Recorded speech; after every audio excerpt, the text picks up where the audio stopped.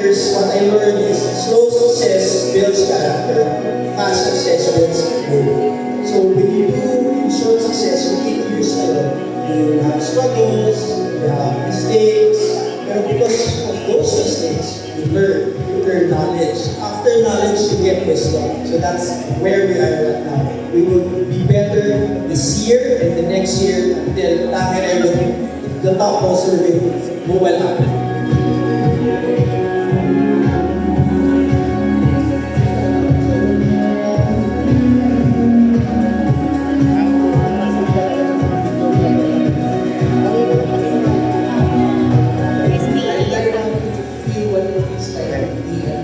So we will be giving away multiple items this evening. Kasama na po dyan, it's a luxury sports watch. I want you guys to have your own story and to finish it.